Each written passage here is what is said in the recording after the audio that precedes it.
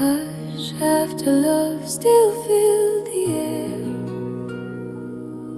He said his hands were with me there.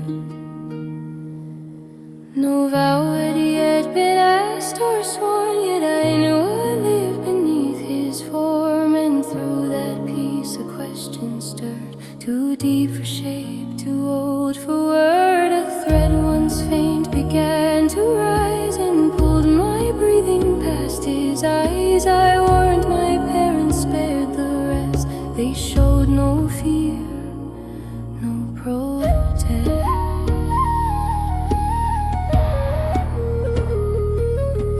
Before those strangers' names were shared, they came for flowers longest spared, for angel lilies pale as tears, thought lost beneath forgotten years. And in Neria's quiet hand, one living blossom graced the land. When I beheld its tender light, it touched some hidden seam in mine, not like a fire, not like a sign,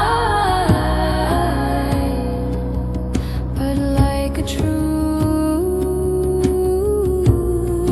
once felt at night.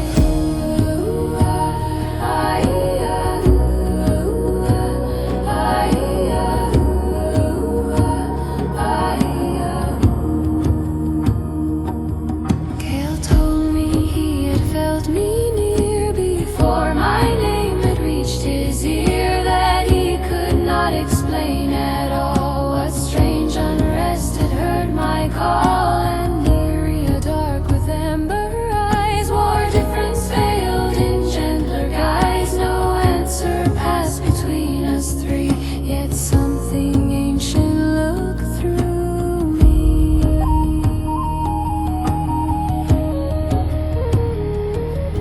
No map had formed, no secret shown, no buried title could be known. And yet within my chest a door was moving where it had before. It would not let me stay the same, nor turn from what had called my name.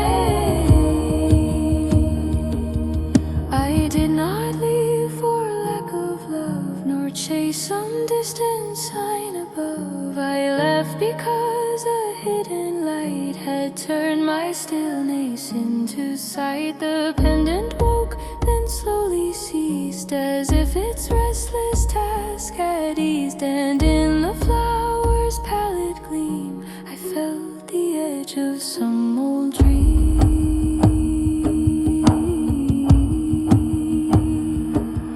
I thought of all I'd never known, why light in me had grown alone, why words had died upon my tongue, while power answered fierce and young. I thought of why my grandfather had pressed that chain into my palm, through fear, through pain, through something more he never truly named before. No wisdom came, no meaning clear, only a nearness drawing near, as if the wrongness of my birth was not a wound but part of earth, as if another pulse like mine had crossed at last some woven line. And if I chose to stay instead, some living truth in me would shred.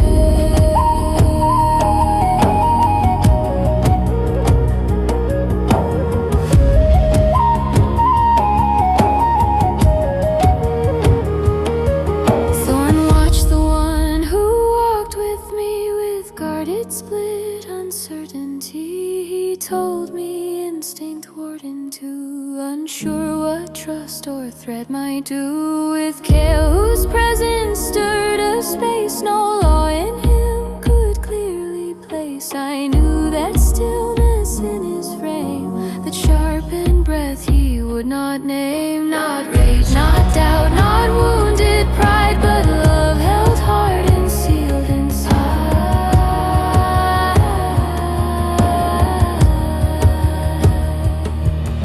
I did not leave to break his claim, nor prove my heart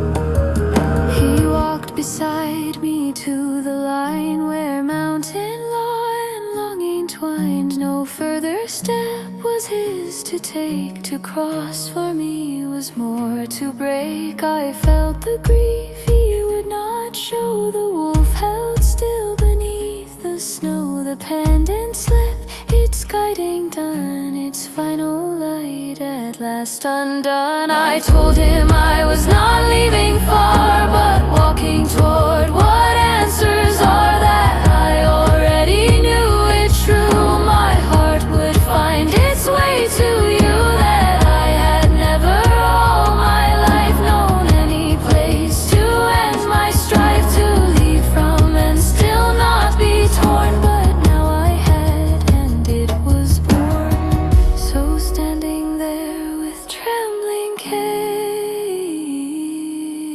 I placed the pendant in his care. And forth from this smoke I overhead, I saw his forehead, not to fear that he would never raise his hands against the road that made its demands. Then he confessed no beaten heed now to bear my name within, and wherever I might choose to roam, I live in flesh and breath and bone, in memory and in the air he'd draw until no breath was there.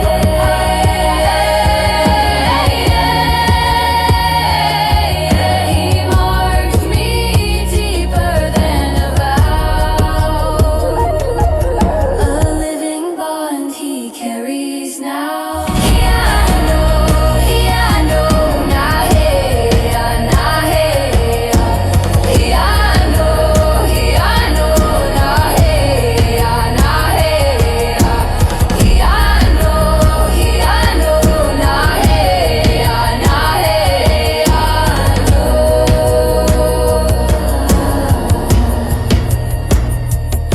So I stepped on, though half remained within the woods that knew my name. I was not torn nor lost nor done, but changed into a farther sun. For never had I left before with something sacred at my core.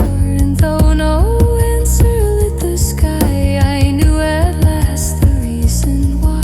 Not why I'm strange, nor what I am, nor why the light first broke its stem, but why I could not silence this. Some truths begin as ache, not bliss. And if the road must wound to start, I'll bear black moon within my heart.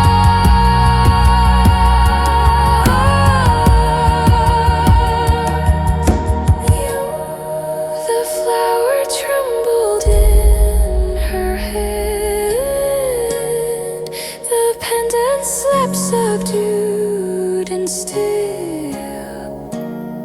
He stayed where duty